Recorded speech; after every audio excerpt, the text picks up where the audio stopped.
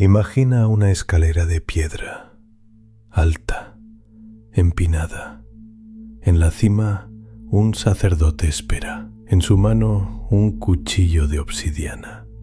Abajo, una multitud observa en silencio.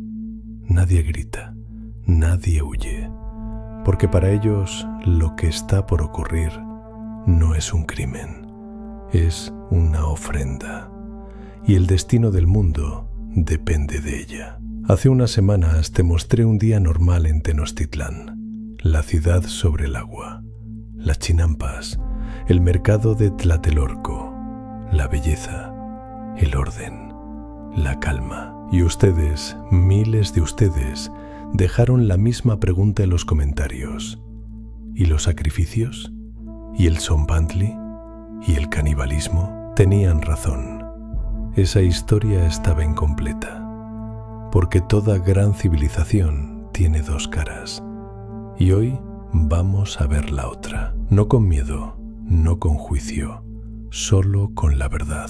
Para entender a los mexicas hay que entender una cosa. Para ellos, el sol no salía solo. El sol salía porque alguien lo alimentaba. En su creencia, los dioses se sacrificaron primero. Se entregaron para crear el mundo, para mover el sol, para darle vida a los humanos. Entonces los humanos tenían una deuda de sangre. Y esa deuda se pagaba, no por crueldad, no por odio, por fe. Para un mexica, dejar de hacer sacrificios era dejar que el sol muriera, era dejar que el universo se apagara. Así de serio era. El centro de todo esto era el Templo Mayor, una pirámide doble en el corazón de la ciudad. Un lado dedicado a Tlaloc, dios del agua y la lluvia. El otro lado dedicado a Huitzilopochtli, dios del sol y la guerra. Los sacerdotes subían esas escaleras todos los días, vestidos de negro, el cabello largo, la piel pintada. Llevaban copal, plumas de quetzal, cuchillos de obsidiana brillante. El humo del incienso subía al cielo. Los cánticos se escuchaban por toda la ciudad. Y cuando el ritual comenzaba, la ciudad se detenía. El sacrificio más conocido era sencillo en su forma. El prisionero subía la escalera, a veces por su propio pie. Arriba era colocado sobre una piedra. El sacerdote abría el pecho con la obsidiana, extraía el corazón, lo ofrecía al sol. El cuerpo rodaba por los escalones. Para nosotros es difícil de imaginar. Para ellos era sagrado. El prisionero no era un enemigo cualquiera, era un mensajero, un enviado.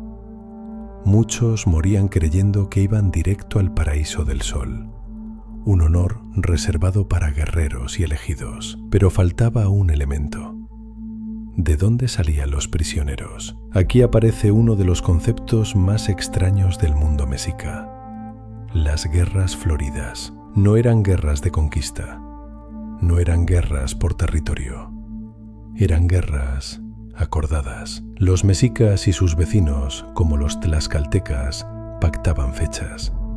Se enfrentaban en batalla, pero el objetivo no era matar, era capturar vivo al enemigo, traerlo a Tenochtitlán, ofrecerlo a los dioses. Un guerrero mexica no ganaba prestigio matando, ganaba prestigio capturando. Mientras más prisioneros traía, más alto subía en la sociedad.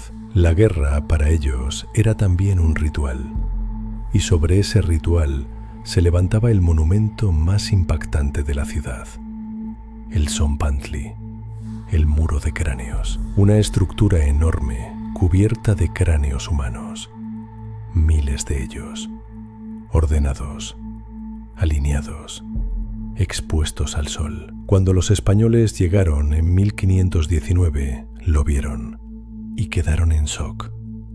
Bernal Díaz del Castillo escribió que no podía creer lo que veía en sus ojos.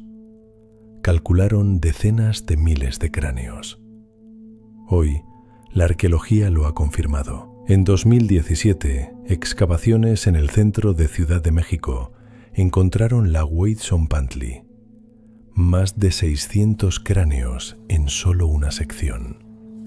Hombres, mujeres, niños, cada uno una ofrenda, cada uno un mensaje. El Tzompantli no era solo religión, era también política.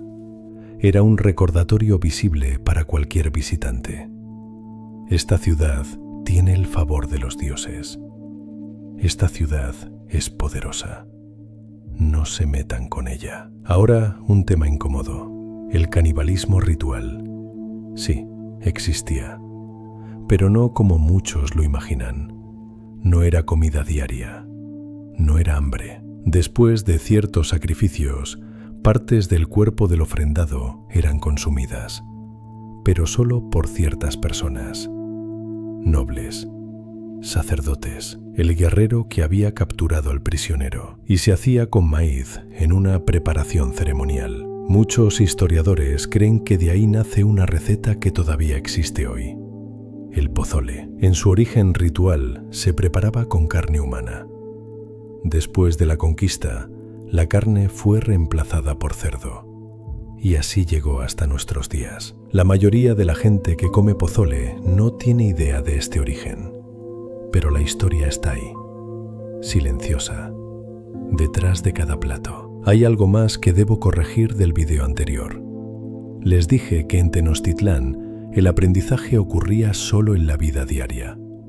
Eso no era del todo cierto. Los mexicas tenían escuelas y eran obligatorias. Había dos tipos. El Telpochcali, la casa de los jóvenes. Allí iban los hijos del pueblo común. Aprendían oficios, historia y entrenamiento militar básico. Y el Calmecac, la casa de la medida. Allí iban los hijos de los nobles y también algunos talentosos del pueblo. Aprendían astronomía, escritura, religión, leyes y algo más. En el Calmecac se formaban los futuros sacerdotes, los que subirían al templo mayor, los que sostendrían el cuchillo. Desde niños se les enseñaba que la sangre era sagrada, que el sacrificio era necesario, que su deber era mantener vivo al universo.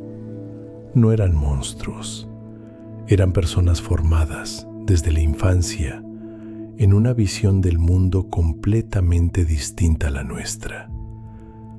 Y aquí llegamos a la pregunta difícil.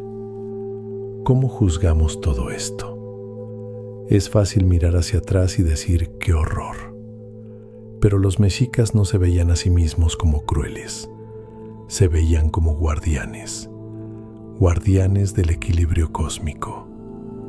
Al mismo tiempo, los españoles que los conquistaron venían de una Europa que quemaba mujeres acusadas de brujería, que torturaba en nombre de la fe, que esclavizaba continentes enteros.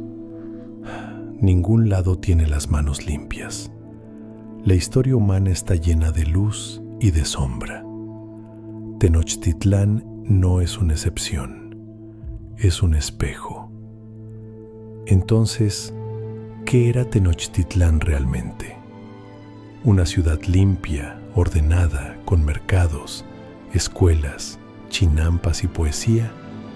Sí, una ciudad con sacrificios masivos, muros de cráneos y guerras rituales. También. No una cosa o la otra, las dos al mismo tiempo, como casi toda gran civilización, como casi todo ser humano. Luz y sombra, belleza y crudeza, orden y sangre. Hoy, 5 siglos después, caminamos sobre sus ruinas. La Catedral de Ciudad de México se levanta sobre el Templo Mayor. Los cráneos descansan bajo el concreto. Las chinampas siguen existiendo, en silencio, en Xochimilco. El pozole se sirve en cada fiesta. Tenochtitlán no desapareció, solo cambió de forma. Sigue viva en las palabras que usamos, en la comida que comemos, en el ADN de millones de personas. Así que la pregunta queda abierta. ¿Era Tenochtitlán un paraíso de ingeniería y arte? ¿O era una pesadilla de sangre y ritual? Quizás era ambas cosas. Quizás por eso nos sigue fascinando 5 siglos después, porque en ella nos vemos reflejados, lo mejor y lo peor de lo que significa ser humano. Déjame tu respuesta en los comentarios. ¿Paraíso? ¿Pesadilla? ¿Las dos? Nos vemos en el próximo video.